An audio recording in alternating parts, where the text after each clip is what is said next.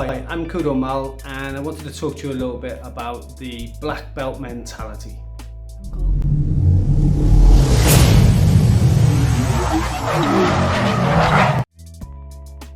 This is a great quote from GSP, but in my opinion, this is a black belt's mentality. This is advice given by a black belt to a white belt, or to a beginner. In my opinion, this advice can be taken too literally. I will attempt to explain what I mean.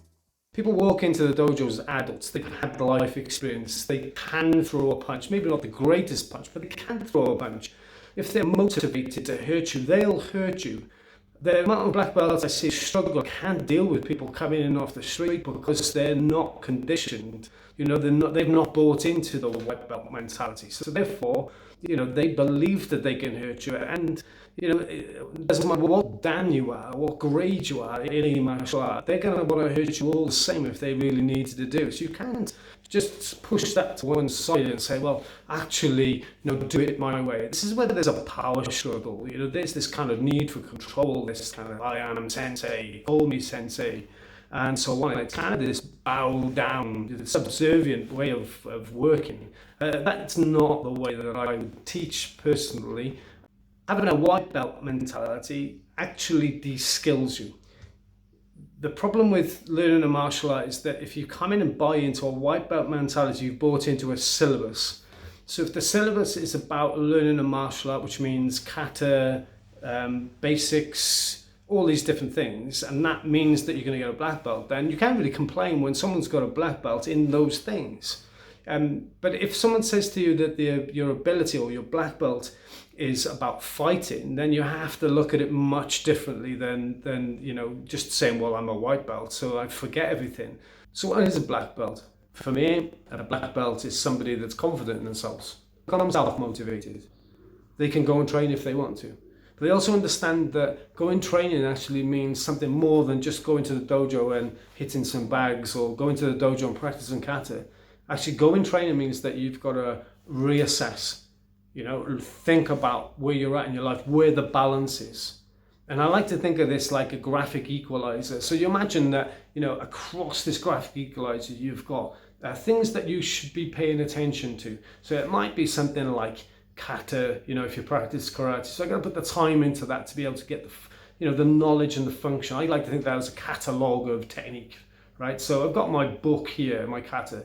How often do I practice that? Do I need that? Did I put that amount of time in? Yet I did. So I can leave that because it's kind of at this level. My reality training, how often do I actually test this out? It might be right down here. So I might be able to do that reality training. Grab a partner, go to more classes, maybe cross train, go somewhere else. So if you're a mixed martial artist, and your grappling's not too good, get down to a BJ gym or a judo gym or something like that and join in, and you'll see how that fares. But if it's your mental health, so in other words, you're really struggling with motivation or family issues or just getting on top, then you need to be able to address them before any of this, because this is kind of pointless, isn't it? So I need to be able to have my home life and my career and all my foundations, because guys, I don't know what background you're from, but Maslow's hierarchy of needs, it's a really good model to look at. Research it if you don't know what I'm talking about. But if you haven't got those base levels, so in other words, you haven't got shelter, you've got nowhere to live, because maybe there's been a breakdown in their life, maybe that you're just on the breadline, maybe things that right now are so stressful to do with COVID that you can't possibly think about training. So maybe this is actually the better time to focus on that, to rebuild that before I can even think about training. Is it the social element? How much do I get out of this socially?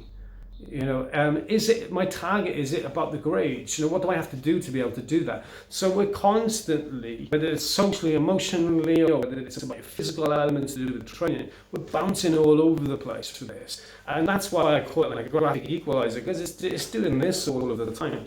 So what we need to be able to do is kind of have some sort of level of stability and some sort of longevity, and that's for me what martial arts is all about. So it doesn't matter what martial art you do if you're ignoring all these different levels. That's why people get to a black belt and then they say, well, I kind of done it now, I'm just going to go off somewhere else.